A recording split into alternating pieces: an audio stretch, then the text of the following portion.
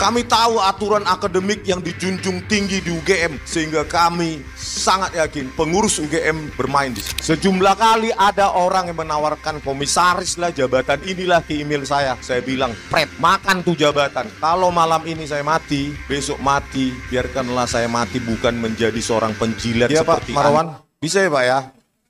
Atau kita laporkan ke DPR Pak?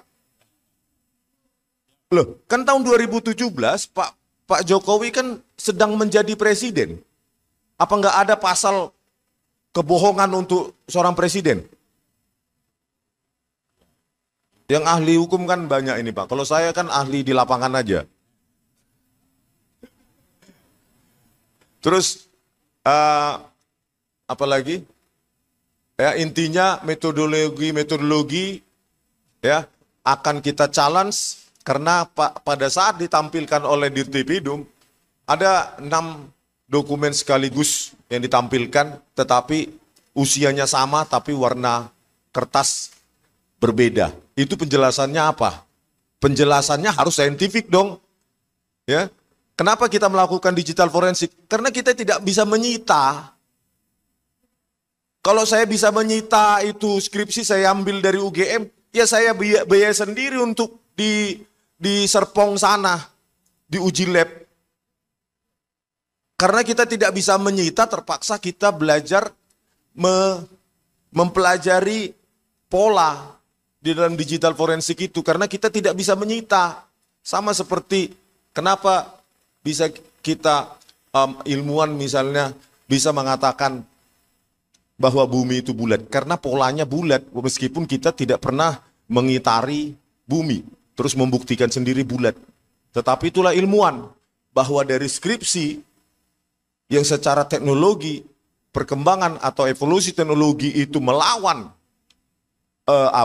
hukum waktu, hukum alam, maka itu bisa dipastikan itu palsu. Skripsi palsu, ya Pak, preteksnya skripsi palsu pasti ijazah palsu. Makanya kalau kita bisa sita itu pinjam sama Bu Rektor, Bu, bisa nggak pinjam skripsinya?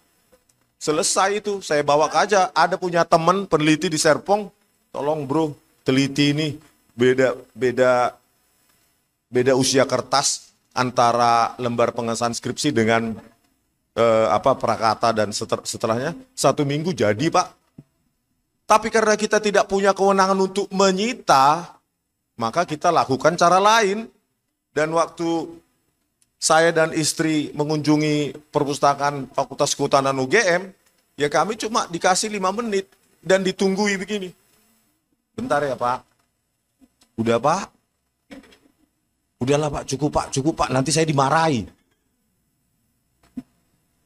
Dan ketika datang lagi ke Jogja kemarin untuk meminta rilis video pertemuan tanggal 15 April 2025,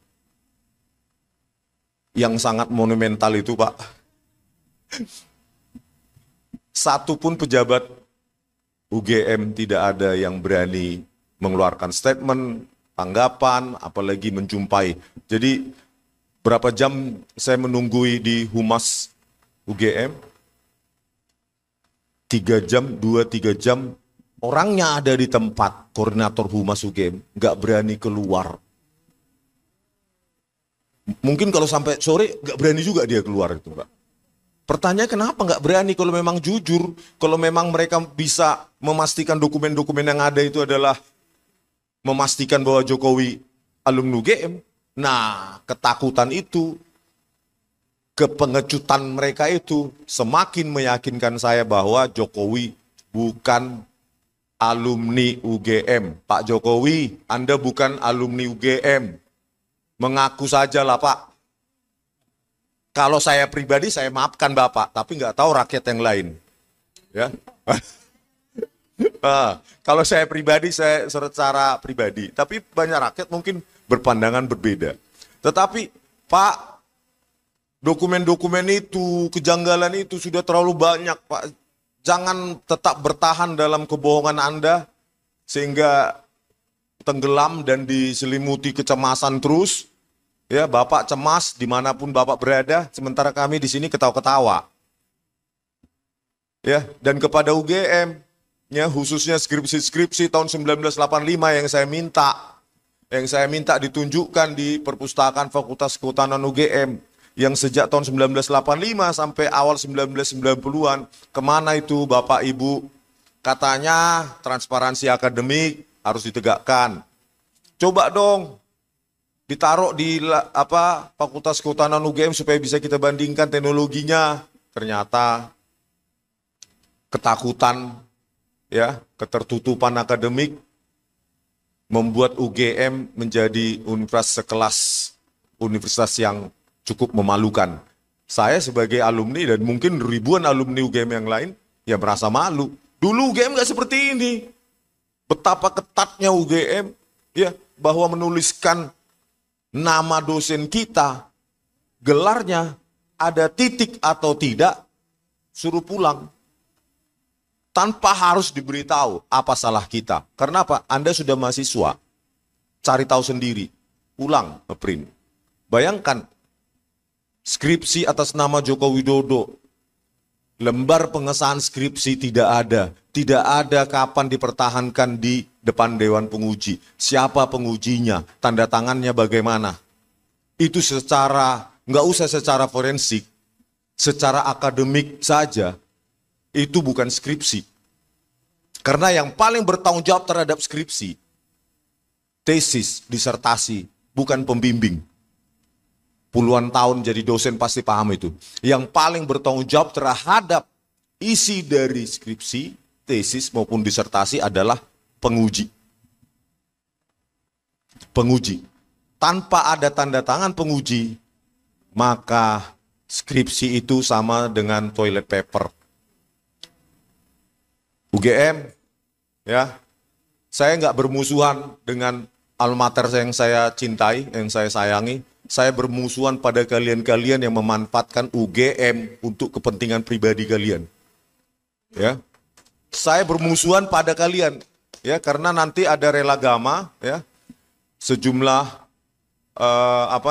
alumni Gajah Mada juga yang akan membuat gerakan-gerakan yang setuju dengan pendapat saya. Kami tidak ingin UGM yang kami cintai, yang kami saksikan bagaimana dosen-dosen kami mendidik kami dengan hidup kesederhanaan, dalam kesederhanaan, yang cinta pada integritas akademik. Kalian coreng Profesor Ova Emilia, Wakil Rektor Wening Udasmoro dan lainnya yang mewakili UGM sekarang. Kalau tidak bisa kalian tunjukkan dokumen-dokumen yang membuktikan atau mematahkan argumen kami dan membuktikan bahwa Pak Jokowi adalah lulusan UGM, terbuka, maka lebih baik mundur. Mundur, Bu Ova Emilia, mundur, Bu. Ya, karena apa? Sebenarnya Joko Widodo akan runtuh dengan sendirinya kalau UGM jujur. Runtuh, makanya saya bilang, setelah dari Jakarta ini saya akan sebulan, tiap hari saya akan mendatangi UGM. Karena akar masalah adalah di UGM. UGM, Bu, jangan menjadi universitas penipu. Tidak ada satupun skripsi di UGM yang tanpa ada tanda tangan penguji. Ayolah Bu Ova Emilia, kembalikan alma mater kita, kebanggaan kita menjadi universitas yang bermartabat lagi.